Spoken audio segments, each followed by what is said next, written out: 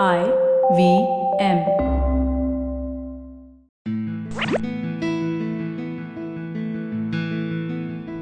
And when you're thinking about a mantra, are you looking at it from a pronunciation point of view? Are you looking at it from a tonality point of view?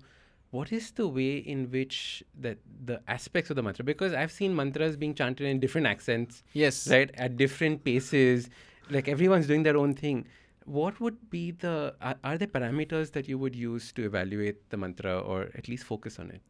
Yes, and it differs a little bit per mantra also. Like, for example, if we look at the Vedic mantras from the Vedas, so there is something called the chandas, which is the rhythm, and also the swara, which is the intonation.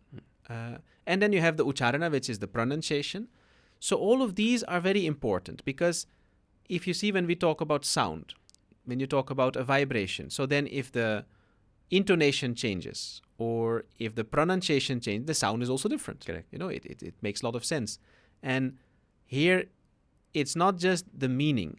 It's really the sound. Because if we look at Sanskrit also, the classical Sanskrit that many people may be familiar with to some extent. Let's say the Sanskrit of the Bhagavad Gita, of the Puranas, of the Srimad Bhagavatam, of all of these.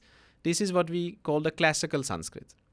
But then the language of the Vedas is much older. So if you have the actual Vedas, the Vedic texts, there the grammar is also different. The meaning of the word may be different in the sense that one word can have 40, 50 different meanings, Correct. Depending on the context.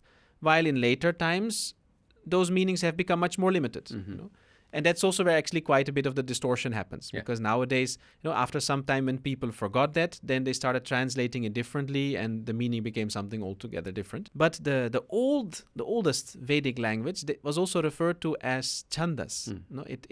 It was as it was the rhythm. It was more the sound. And there you see that the sound of the word has the meaning of it in it. So the sound for tree, the word for tree has the vibration of tree in it. The sound for water, the word for water, that sound has the vibration of water in it. So the sound is the thing. And it's very interesting because if you look at quantum physics now, if you go deep enough, you say everything is made up of energy that resonates, that vibrates. It's vibration. And so for the Vedic mantras especially, this is very important, that the intonation is proper, the chandas, the rhythm, the pronunciation. For some of the other mantras, that may not be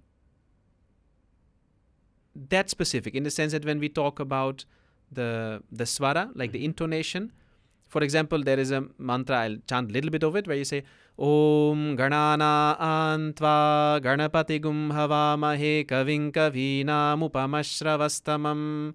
So it goes up and down. So that's different than if you just say Om Ganana Antva Ganapatigum Havamahe Kavin Kavinam Upamashravastamam. So then it's in the same. So that intonation, that is important. But if you have a mantra, say Om Namah Shivaya. Right. So there is no fixed intonation. So you have more freedom, you can say. The mantra is less restricted. But then there, of course, again, the pronunciation does matter. Because I've seen, not just in the West, but even here, sometimes people very enthusiastically chant. For example, you say, Hare Rama, Hare Krishna. They say, Hare Rama, Hare Krishna, Hare Krishna. So Krishna or Krishna. If that A is long, then that's no longer Krishna. Then it refers to Draupadi, actually. That's the name of Draupadi. Correct.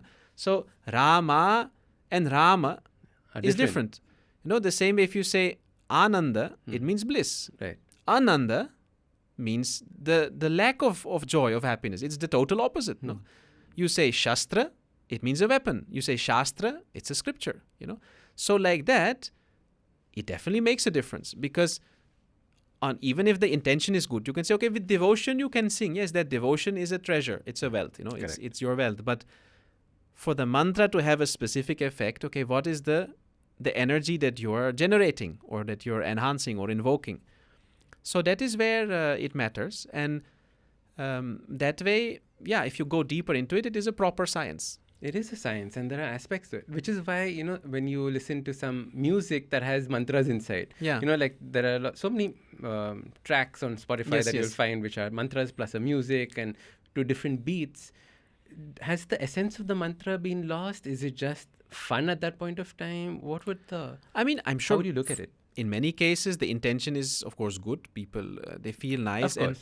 and definitely, to some extent, it will have a.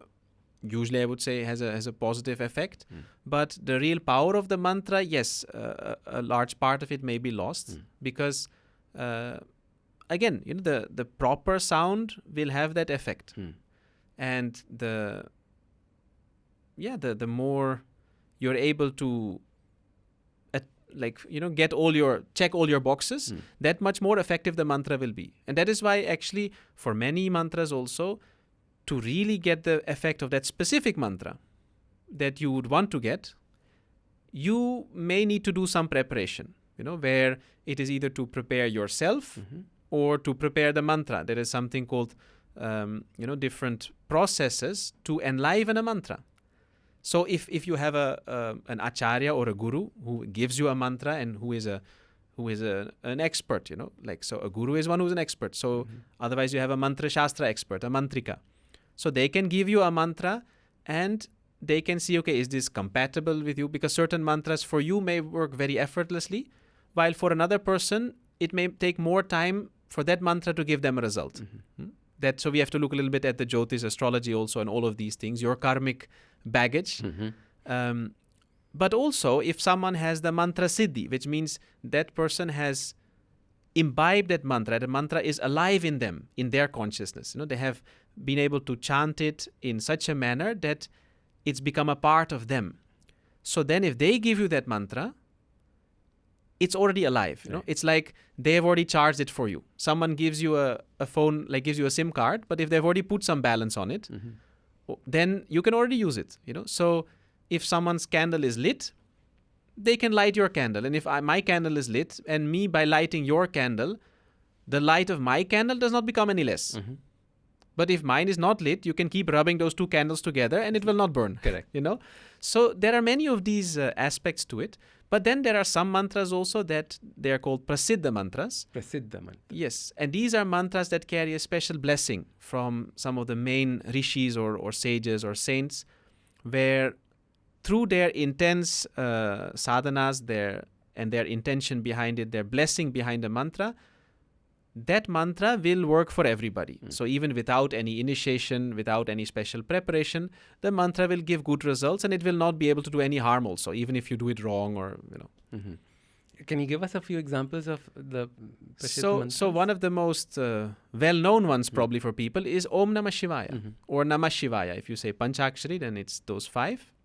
So this is a mantra that has many benefits, and that is why anybody can chant it. And that is why if as long as the pronunciation is more or less okay, you can even chant it in any tune.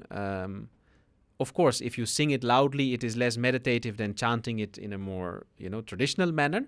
But it's fine. You can sing it as bhajan, as kirtan. You can do mantra japa on it, and these mantras therefore have great results. So it's also then I think good to know for people that we tend to, or rather our mind tends to want to make things very complicated, because then we think it works better or it's more special.